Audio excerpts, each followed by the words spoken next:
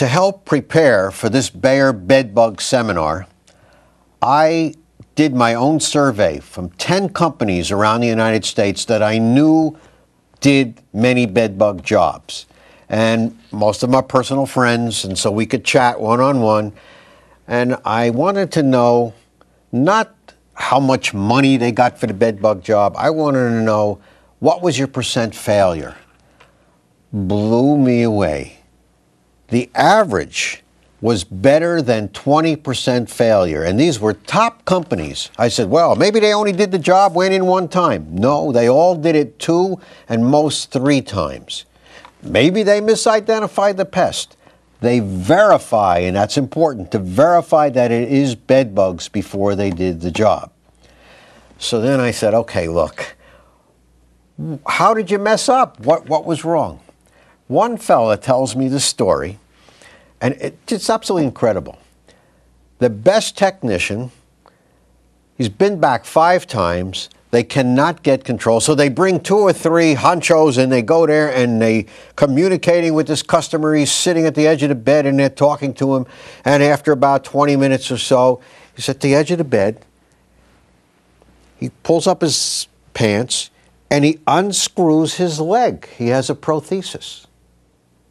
Inside the leg were thousands of live bed bugs hiding in the cracks and under the felt. He was taking them to work with him every day. Remember, I told you this is a very successful parasite. I don't care how many books you look at, you're not going to read that. Another thing that was a common mistake was missing under the carpeting.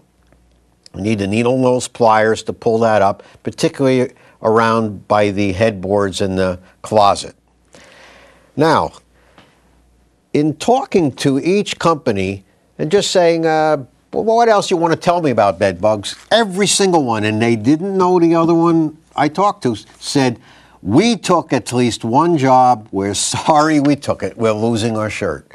And I said, okay, could you tell me why? And it was one of 2 reasons. Either there was excessive clutter in the place, so they couldn't even move things around the first time at all, or there was so bad, the neighborhood, there was no way they could control it in 2 or 3 or 5 or 6 or 10 times. They had to put those locations on a contract, and they learned from that from now on you have to assess it. The technician going to the job needs to look and say, woo, this is going to call for initial clean out. We'll be here so many times, and after that, in order to get successful control, we're going to have to come on an ongoing basis. What that ongoing basis is going to depend on the pressures of the population, the people bringing in the bed bugs. But these are important things to understand. I mean, popcorn on a ceiling of a building, every little crack in there had to be treated. If there's tongue and groove in the bedroom or the paneling, you're going to be there for a long time.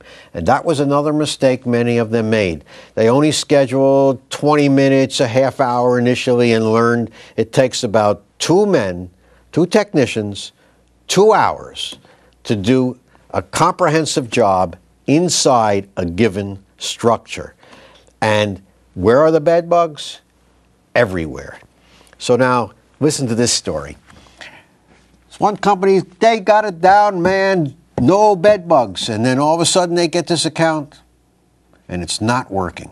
And one of the things you recommend is to take the clothes to the laundromat, get them cleaned, put them in hot water, and then in a hot dryer. Well, here's where they messed up. The person would go and put all their clothes in the bag, go to the laundromat, dump it out, put it in the washer and then the dryer, and then they were finished, they would put it back in the same bag and bring it back again. Not too bright. However, unless you tell the customer that, again, customer communication, you want 2 bags. One to bring the clothes there, the second one to put in a new bag to take back. And you can also take the slipper that I showed you before and that type of items to be heated. We learn every day. We're in, I'll call it a development stage like this, learning how to control bed bugs. But this presentation is bringing you the latest and the state of the art of what we know.